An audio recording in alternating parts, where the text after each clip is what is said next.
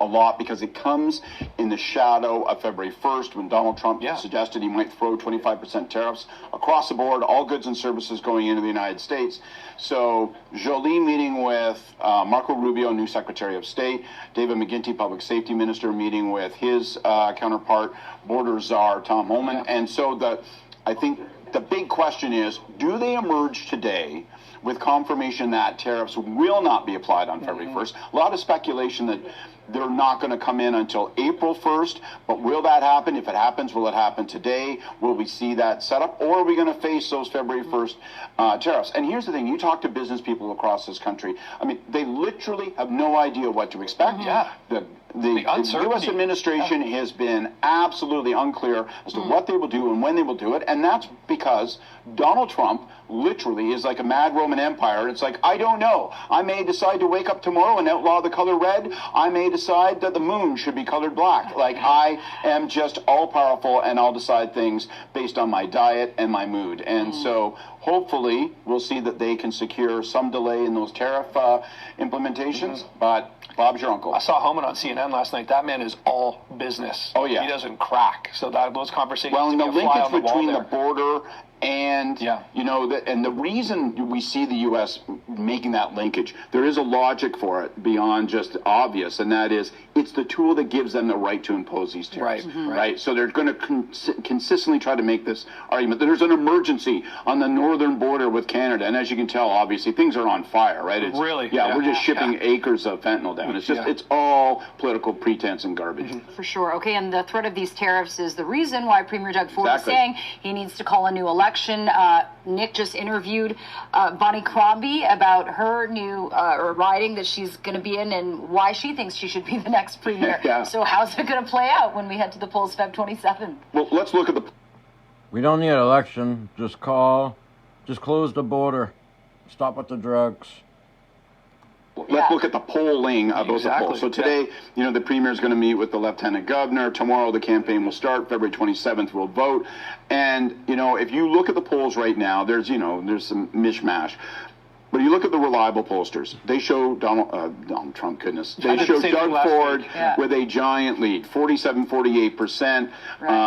Liberals, maybe somewhere mid-20s. So we're going to have to watch and see whether that plays out. The number one thing to watch for, in my view, if Doug Ford is going to defy expectations and find himself in trouble, we'll know right away because he'll stumble out of the gate. There will be pressure on him. Why are you having this election? It's unnecessary. Why would you spend $175 million on an election you don't need in order to fight tariffs? Why wouldn't you spend that $175 million protecting business workers? That's what the opposition are going to say. Can they tag him with it? Can they slow him down? If the first 5-6 days you see Doug Ford stumbling and struggling to answer that question, he can't get off that topic, then maybe the opposition can get some momentum. If not, he's probably going to sail to another majority win. It was interesting. In my conversation with Ms. Crombie just now, I asked her sort of 3 different ways about the threat of Trump tariffs. She didn't really bite on it and sort of talk about a plan on that. Are you surprised that would be the way she would take that? I'll tell you why, and this highlights the difficulty that she and Marit Stiles, the NDP leader, have.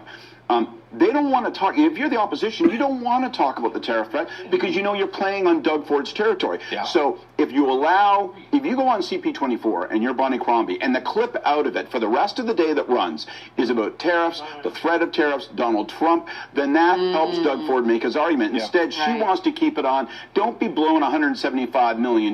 You don't need this. And by the way, let's talk about all those people who are going without family docs. So you see this struggle at the beginning of the campaign to figure out what's the election issue going to be about, and you're getting in her way. That's the issue. Guess I was. These damn reporters keep asking me the wrong question. All right, speaking of struggles, food insecurity has now been declared an emergency in the city of Toronto. That came out yesterday. That's a really sad state of affairs for the sign of our times right now, really, isn't it? And you know, people can sort of say, oh, well, politics this, politics that. I think it's kind of hard to argue with when we take a look at, you know, the accumulation of months and months and months of the affordability crisis, what's happening in terms of particularly downtown Toronto, how people are struggling, the subscriptions that we've been hearing about in terms of food bank use, and you hear from Neil Hetherington at the food bank.